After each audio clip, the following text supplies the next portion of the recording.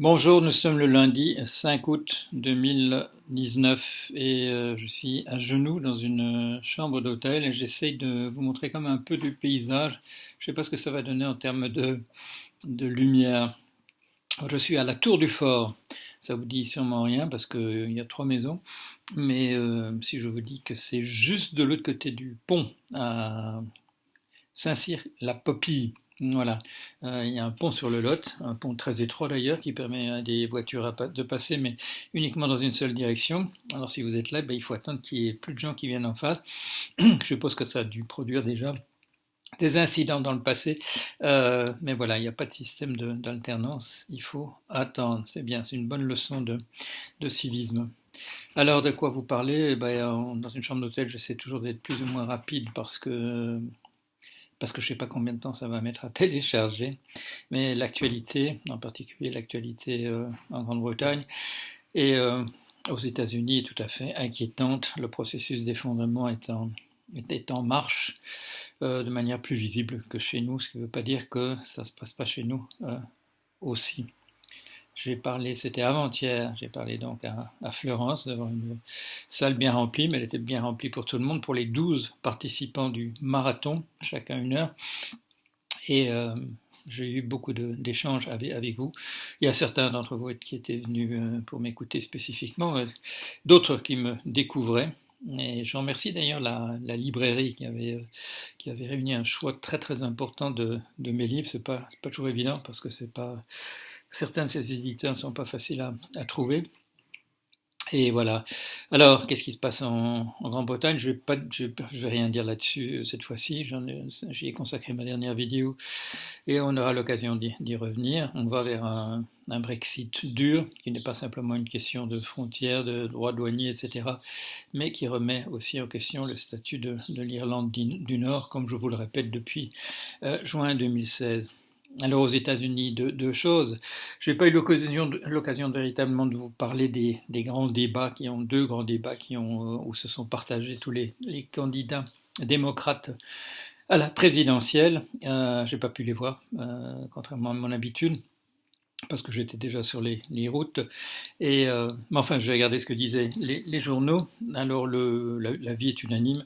Il y a deux candidats qui vont émerger du lot.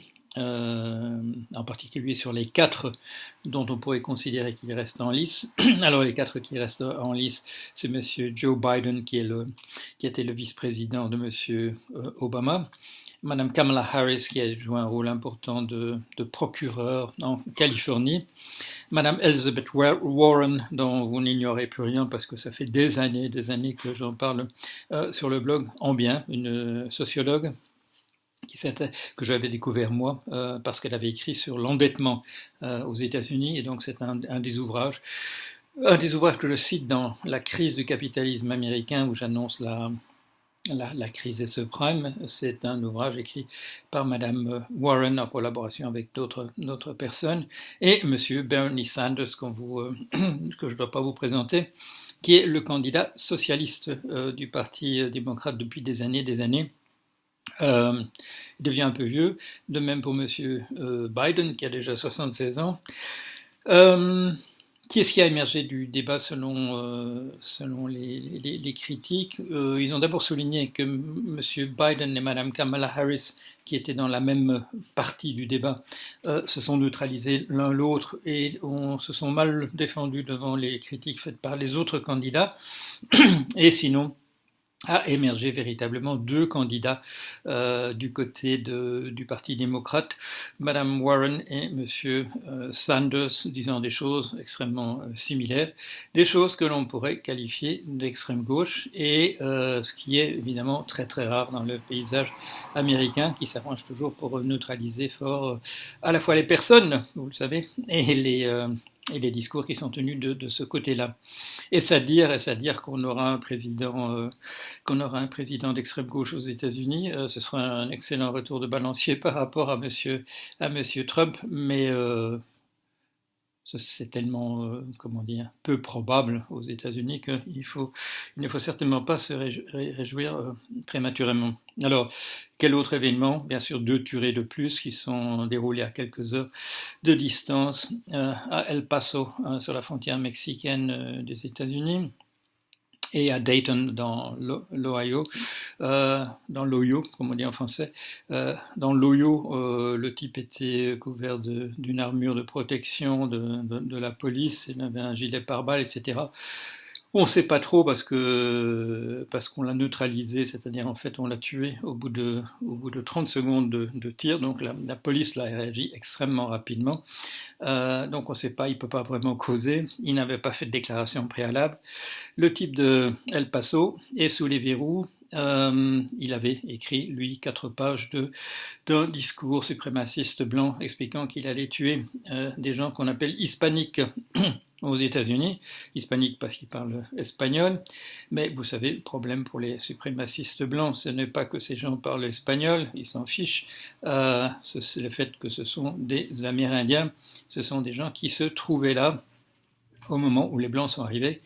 Bien sûr, ce ne sont pas des gens qui disent, comme les Blancs, que c'est Dieu qui leur avait donné le pays, parce que vous savez que c'est des gens qui ne croyaient pas en Dieu au moment où ils étaient là.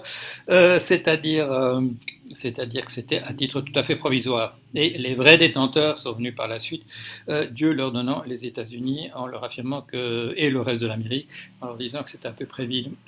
Alors, Monsieur Rod Rosenstein, vous vous souvenez peut-être, Monsieur Rod Rosenstein, vous en avez parlé beaucoup à une époque où on n'en parlait pas tellement. Il était le numéro 2 du ministère de la Justice, il a donné sa démission.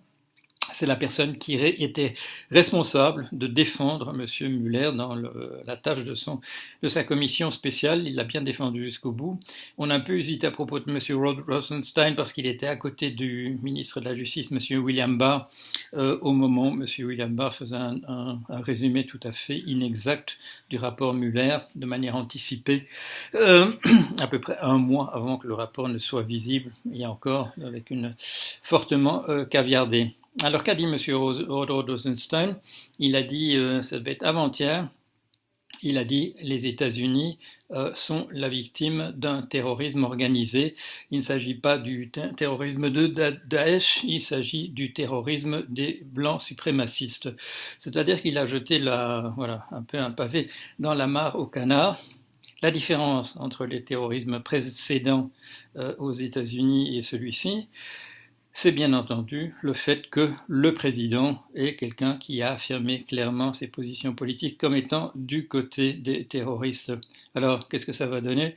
Avec d'un côté les démocrates qui se mobilisent derrière des candidats d'extrême gauche et de l'autre côté une population surarmée où des porte-paroles de ce camp-là passent à l'action et tirent dans la foule à condition que ce soit des foules homogènes de gens dits de couleur qui regroupent bien entendu les gens descendants de l'esclavage, les gens métissés avec des populations indiennes et des populations indiennes encore quasiment pures, tous ensemble mis dans le même sac, des gens à qui Dieu n'a pas confié les États-Unis. Voilà, allez, à bientôt.